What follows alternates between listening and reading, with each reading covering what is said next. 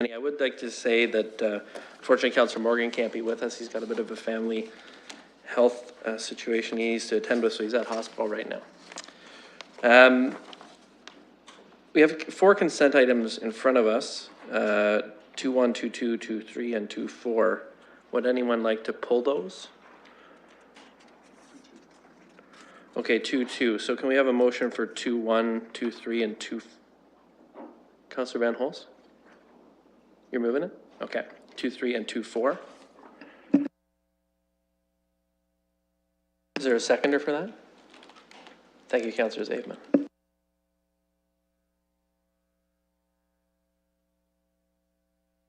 Any discussion on those items? If not, on 2.1, I'm glad to see that report from Mr. Card. Thank you. I know we asked you to come back to us, and I support the recommendation to take no action. On 2.4, also glad to see that we caught that accounting issue and we fixed that. I think that's really helpful. Thanks to our staff for that.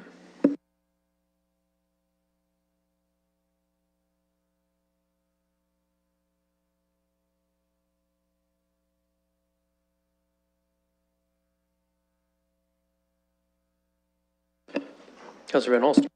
Yes, and on 2.3, I appreciate staff's work on that. Just didn't turn out to be, there wasn't an opportunity there. Okay, that's been moved and seconded. Let's get it open.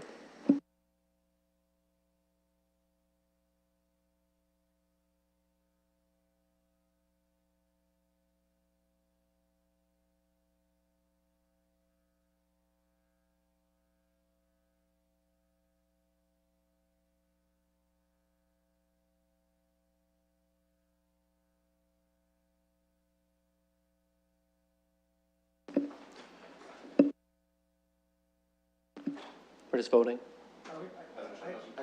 Try clicking one of the things that's not current item, and then current item. That one's dead. Are you sure you want to delete all comments? Oh, there you go, I got something. There we go. And if that doesn't work, just restart everything. Always works. Motion carries 5-0. Thank you very much. That brings us to item 2.2. That was pulled by Deputy Mayor Hubert. Deputy Mayor Hubert. Thank you. Once again, our annual report on this issue in terms of all the various aspects of paid sick leave and short-term disability. And I just wanted to give Mr. Coxhead an opportunity to speak to it if he felt the need. My concern always when I look at this is both for the well-being of our employees, but also what does it say about our organizational culture and engagement of employees. So Mr. Coxhead, would you have any comments with beyond the numbers, if I could, in terms of sort of our culture and engagement with our employees? Mr. Coxhead. Thank you. Through the chair, relative to the culture reflects the nature of the employees that exist in the organization as they grow in their careers over a period of time. We indicated in the report there's a variety of reasons why people are away from work, and we're fortunate to have a sick STD and an LTD program that supports people while they're away. And I think that goes a long way to demonstrating the corporation's support for those types of initiatives. One thing that's clear to me is that there's a variety of reasons why people are away from work. And I think there's a number of factors that are contributing, which have been suggested in the report, but a couple key ones for me are around our aging workforce and the raising of the mandatory or the elimination of the mandatory retirement age. We have a lot of folks that are working past 65 into their 70s and the like. So that's good for those folks that want to continue to work and have those opportunities to do so. But the risks come with them with respect to those things that ails folks as they get on, like some of us around the table are experiencing. Relative to the Bell's Let's Talk and the mental health aspects of an organization, there's a continuing trend for folks to avail themselves of services around the mental health platform. This also is a good thing, people getting the supports they need when they need them. And so if we look at sick time relative to short-term disability and long-term disability, people getting supports they need and maybe availing themselves of sick time for mental health supports could maybe avoid short-term and long-term disability issues as we go down the pipe. It's a complicated issue. You know, I'm not going to discount the current environment we find ourselves with respect to the allegations and the work we're doing with a third party around harassment, discrimination, and the impacts that may be having. I can't speak to the depth and breadth of it because we don't know, and we've embarked on a mission to find out and work towards creating an environment that folks would feel appropriate at work, that they want to come to work. It's a safe place to be at work, and we're going to figure that out over the next weeks and months, and alter the culture over the next years as we grow the organization. We also know that diversity and inclusion is important in our organization relative to creating a safe environment for folks that makes it meaningful for people to be at work. And as you know, we've been doing a lot of work over the last 6 months around looking at our diversity and how we reflect and respect and look like our community that we serve, and the strides that we're going to make over the next decades to move into that direction as well. So in summary, I think the numbers are climbing. It's a little disturbing. We want to understand why, but it's not ridiculously out of whack. And there are pockets in the organization that we'll be looking at more closely. Thank you. That's a good context, because I think numbers without context are really a distortion, and so that's helpful to understand that.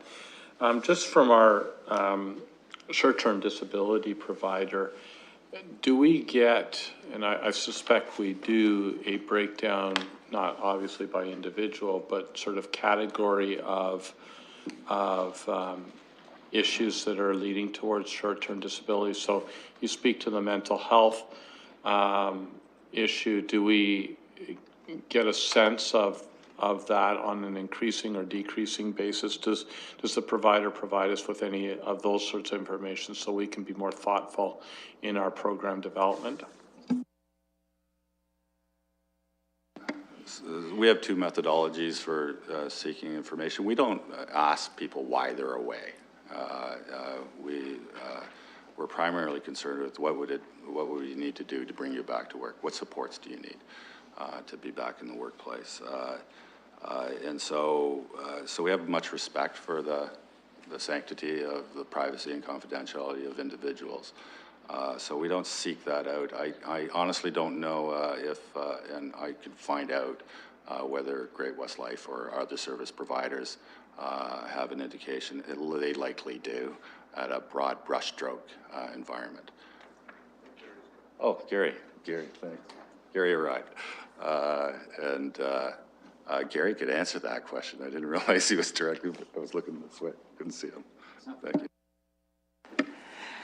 We have that answer, and 40% of our claims are associated with mental health under short-term disability, as well as long-term disabilities. Around 40% are related to mental health.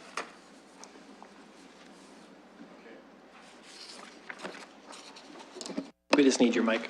Thank you. And I think that's just an important thing for us to understand. It's not something that troubles me per se, but it's something that we need to be aware of in terms of how managers manage staff and the nature of our programs with our short term. But actually, one of the things that I was encouraged about, while there was a trending upwards of short-term disability, which is what you hit when you've used up all your sick time, is also the trending up is also with the number of cases that are closed. It's when those two things are headed in opposite directions that I think there's really, that to me would be an indicator of a problem, and I think that indicates that we're working well with people to bring them back into the workforce. So thanks for just some clarity around that, and I'll leave it at that. Thank you. Councillor Zaifman. Thank you, Mr. Chair, and I think Deputy Mayor Hubert made a good point regarding the number of claims that have been, active claims that have been closed this year. It's really great to see that. People returning to work early and with the help of our programs that we have in the city, which is nice to see. One of the numbers which always sticks out to me every year is the unlikely to return to work number, which I guess is 36 employees on long-term disability who we have there. And that always stands out for me, but I wonder, I haven't really asked in the past, how does that, or do we have an idea how that compares to other municipalities or other public organizations that might be working along the same lines here that might have similar numbers? We don't have a comparison to another organization similar to ours in that regard. Through the chair, thanks for that. And I guess maybe for the future it would be helpful, just because on our own 36, I don't really have a great idea if that's low, high, you know, without context to compare it to. So I think it would be useful. Councillor Van Holst. Thank you. My question is about Appendix D3, the WSIB claims. So these are the claims made in a year, and it describes the people that returned in the same year. Looks like there's 15 that haven't returned, 7 unlikely return. But my question is, for those the percent returned, how does the timing of that fit into this? Seems to me that the claims are almost one a year or one a day for a working day, and so if there's a claim in December or late December, it's likely somebody's not going to return, but is probably back in the first week or so of January. So perhaps through the chair, we would have a comment on that.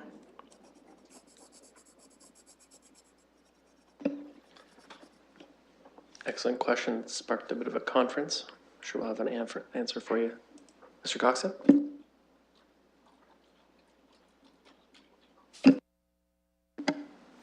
Thanks. I'm going to ask Gary to respond. I just want to make sure we have the question clear.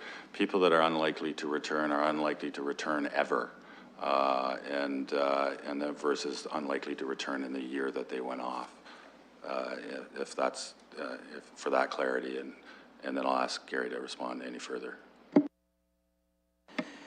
So when we take a look at D3, we look at the comparison where it says 308 in 2007, 305 returned to work. In that case, that's as of the date of the time that we, at the end of the year. So there may be those situations where the person goes off work on December 25th that is not returned to work at that time when this report is done.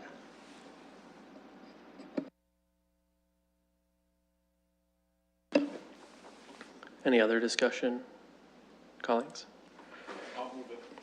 Okay, thanks very much. Is there a seconder for that? Mayor Brown.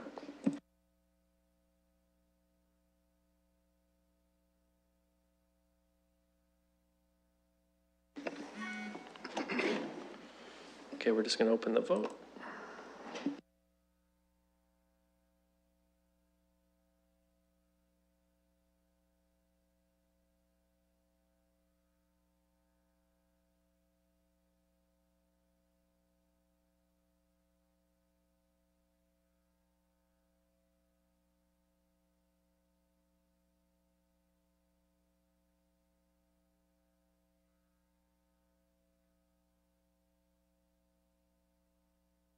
Motion carries 5-0.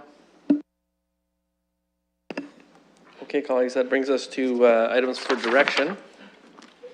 There are 2 of them. One of them is a request for designation. Let's deal with that first.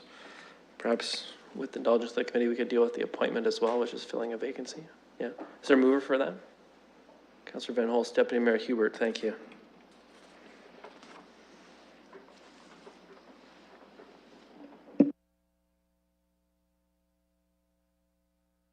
You know what, I'm going to risk it. Can we roll in 5-1 as well, which is additional business? It's in a different section. I can't roll that into the system. It was worth a try. It was worth a try.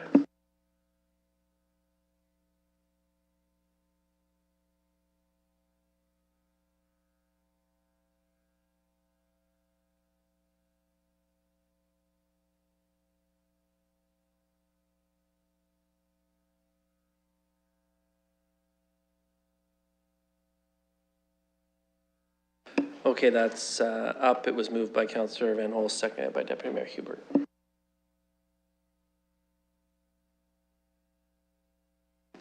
Motion carries 5-0. Okay, that brings us to item number 5-1. This is a request for designation of the first annual Poutine Festival. Who would like to move that? Deputy Mayor Hubert? Seconded by Councillor Zaveman.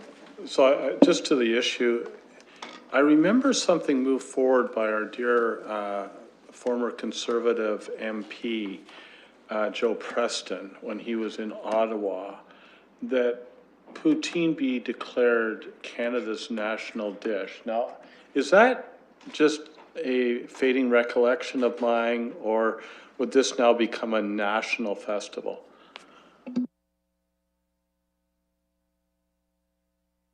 Does anyone want to comment on Joe Preston's petition? I'll ask it at council. Okay, thank you. It appears the question answers itself. Joe's Granola Company is doing great. He's selling all across Canada and is considering moving into the States, and so that's wonderful. But I don't think he's got a poutine flavor of granola yet. Okay, let's open the vote on that.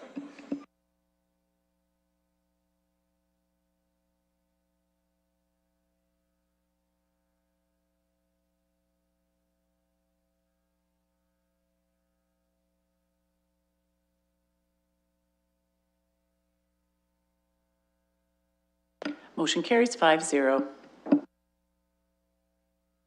Thank you, colleagues. That brings us to the end of the agenda. Is there any additional business for public session? No? We do have a in-camera item, so I wonder if at this point we could have a motion to go into closed session for the reasons listed on the public agenda. Deputy Mayor Hubert, seconded by Councillor Van Holst. Thank you. And that's a matter pertaining to instructions and directions to officers and employees of the corporation pertaining to a proposed acquisition of land, advice that is subject to solicitor client privilege, et cetera, as listed in the agenda.